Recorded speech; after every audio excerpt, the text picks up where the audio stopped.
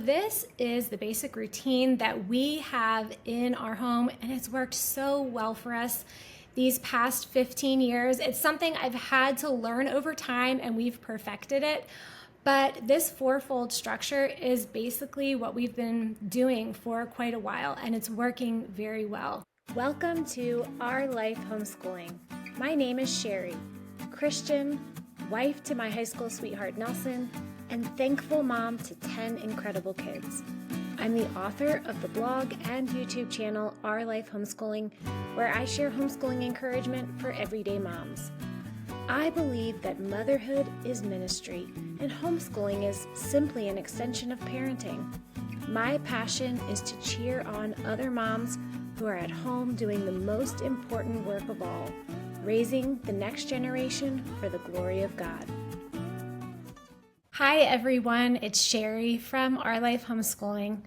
This week I'm going to be getting back to the very basics.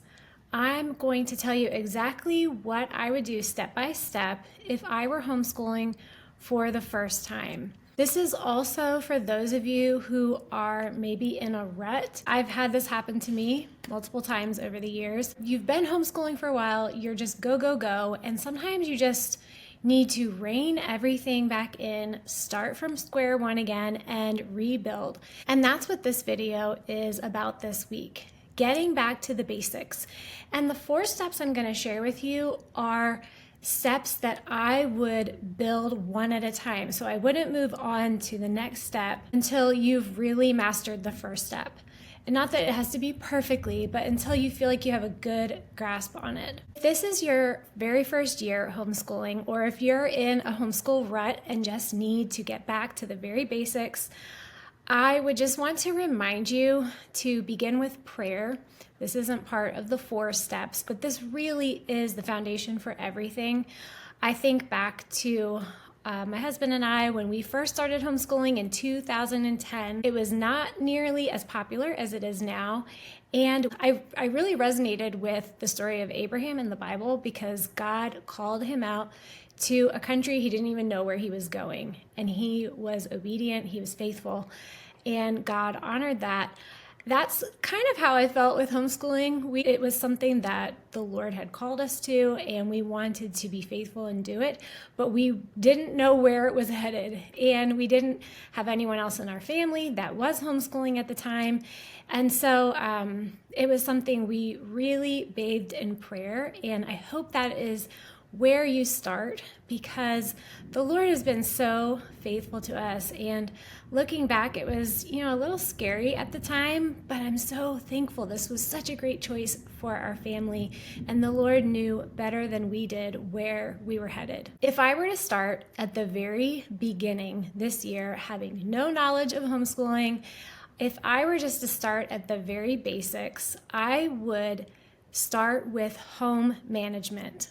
I would find a routine that fits your family and just establish a good family culture. This is something that looking back, I wish I had focused on more as a new homeschool mom. Everything was brand new to me. my husband and I had both been in a traditional school setting when we were in school.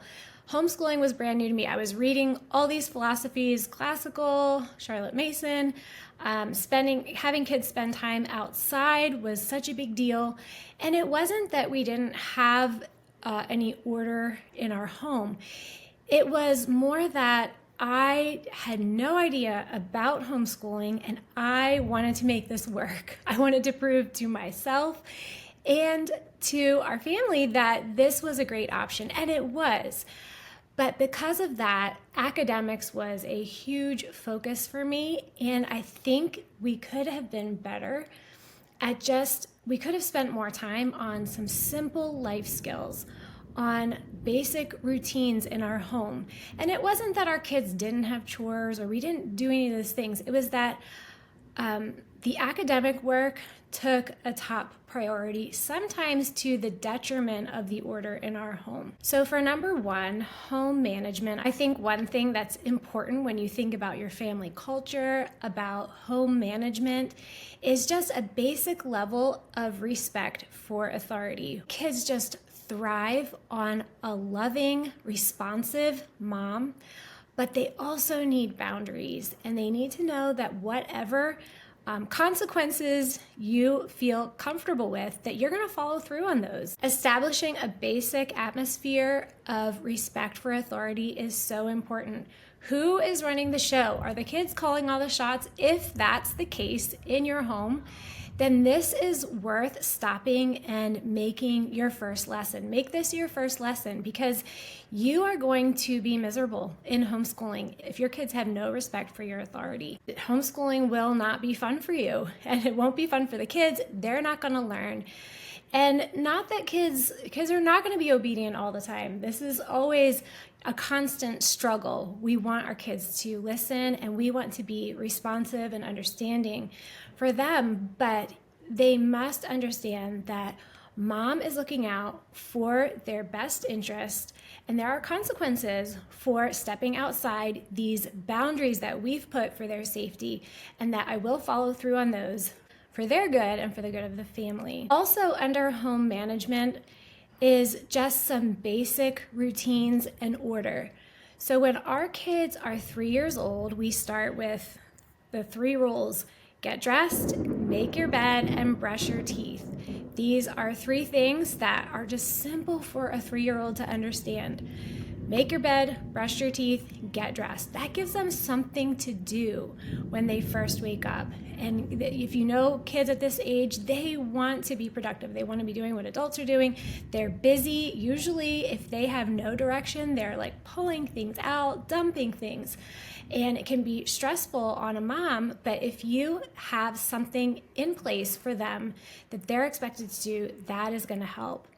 And then just slowly adding to that, giving every family member a chore and making your home atmosphere top priority.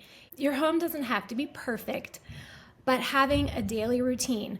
For us, we spend about a half an hour, sometimes to an hour every morning doing pretty much the same thing, cleaning up just like we did the day before, but getting our home in a nice order so that we have a clean space to work in, so that everyone is in a much better mood. I'm in a better mood.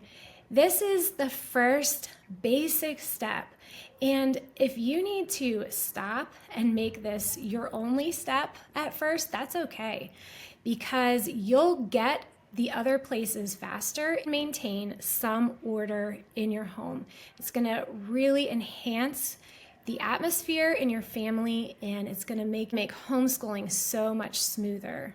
The second layer that I would add next would be to read aloud to my kids. After we have established some respect for authority, we have some basic routines in place for our day, I would move on to reading aloud to them. Reading aloud has so many benefits for kids. I think this has kind of come to parents' attention even more so in the last decade. Reading aloud is your room for messing up. There are gaps in every education. There are going to be things that you miss. As a homeschooling mom, you cannot cover everything, and you shouldn't feel the need to, because in school, they don't cover everything. And sometimes when things are missed, this piques your child's curiosity. And it's going to drive them to want to learn more about that one thing that they're not sure about, they don't remember learning about. But reading aloud is your margin for error. Reading aloud to your kids gives them exposure to so much content. It's where you can fit in history, even before you have a formal history program, science, where biographies and fiction will just enhance their vocabulary and give them an imagination. That's just a great place to start for them to want to read for themselves. And with reading aloud to them, I like to make it a habit of reading in short chunks throughout the day. So we read a little bit at breakfast. We read after lunch. We have our afternoon read aloud time. We read again at dinner, and then we haven't done it recently, but when my kids were younger, we would play audiobooks as they were laying in bed at night and everything was quiet. So reading to them throughout the day in short chunks is just going to increase their appetite and give them a wider view of the world. It's going to increase their imagination.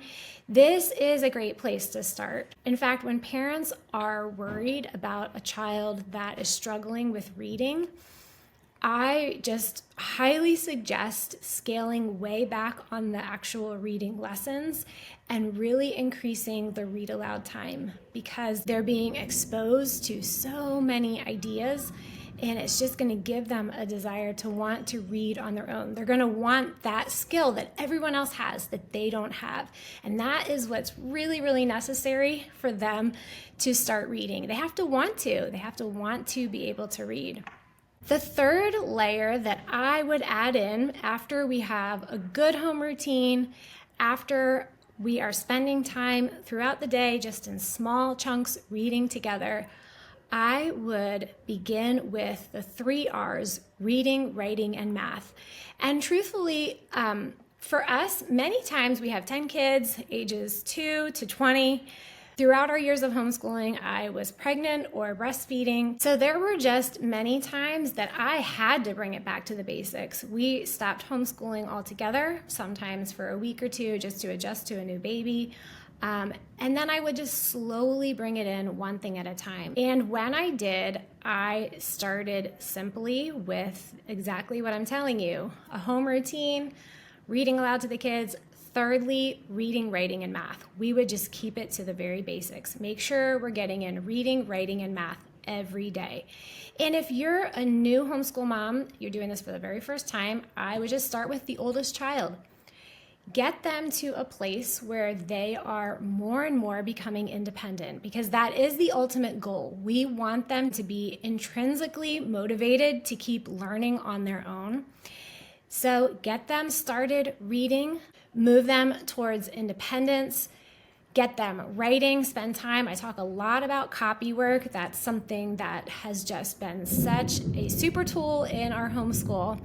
I have a lot of free Copywork on the blog. If you head over to ourlifehomeschooling.com, just type in Copywork, or you'll probably even see it on my main page.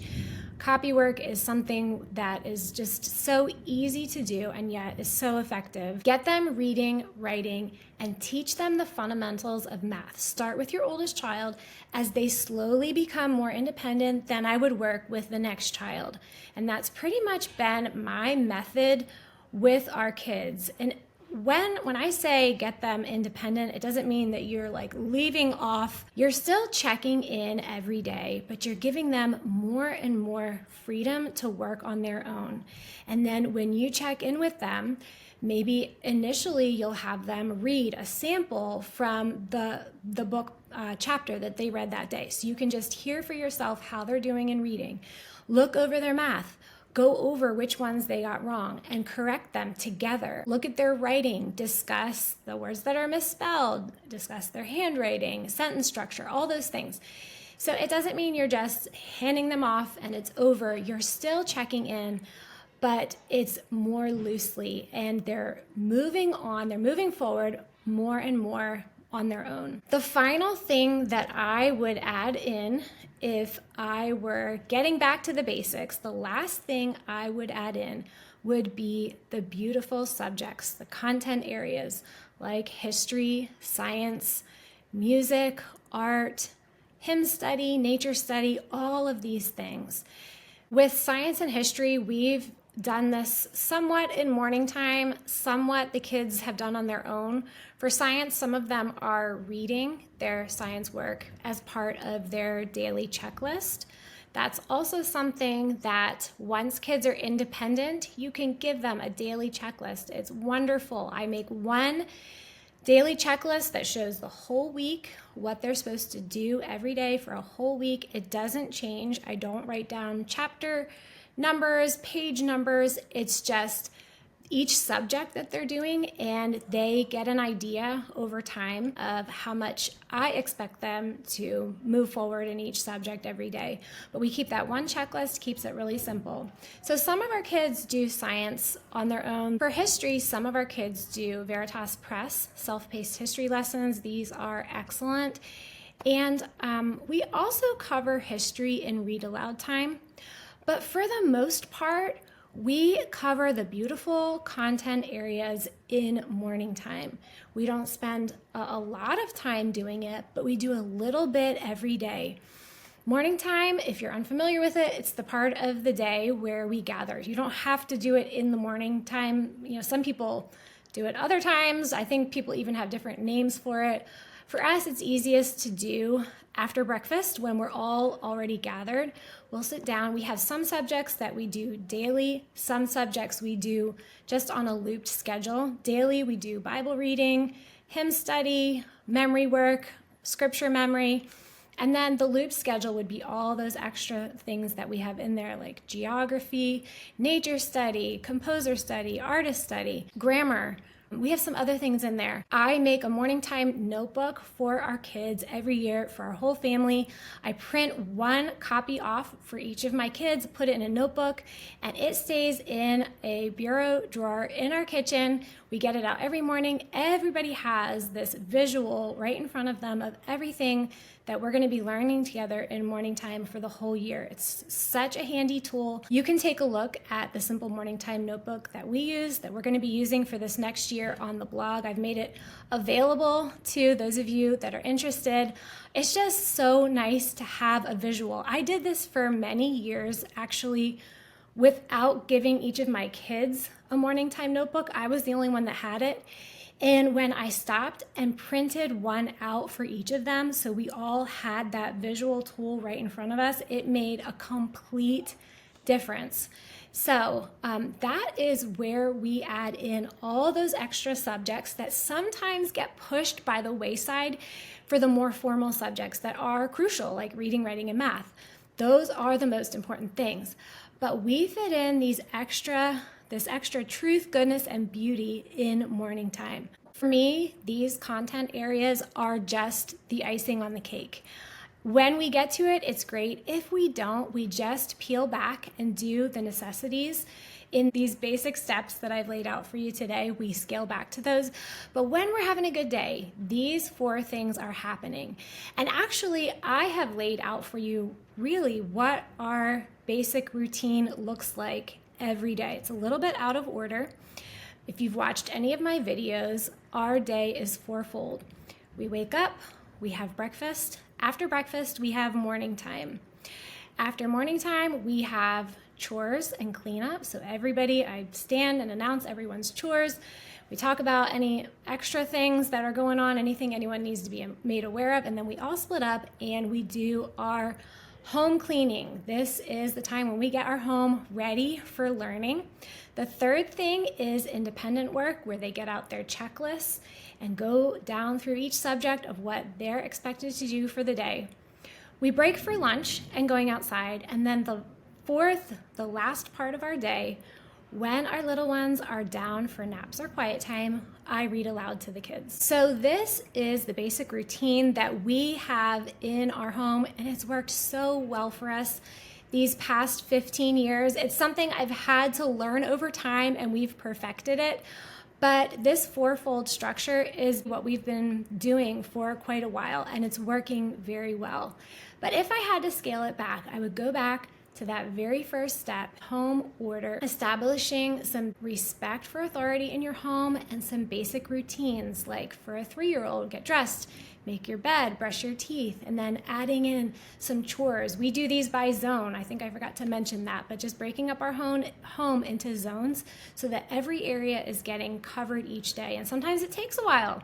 Sometimes it takes 30, 45 minutes, an hour, but just getting that together. Thirdly, I would add in reading, writing, and math, the 3 R's. Those are the basics. And then lastly, adding in those content areas. If you liked this video, you may also enjoy watching the video that I will link for you. It's called Don't Overthink It.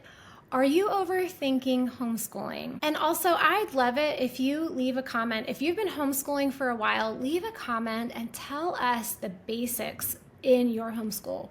What does it come down to for you when you have to peel back the layers and start just at the very bottom and start over and then slowly add to it? What does that look like for you, and in what order would you add in some extra things? Thanks for watching. I do 1 video a week on homeschooling encouragement for everyday moms.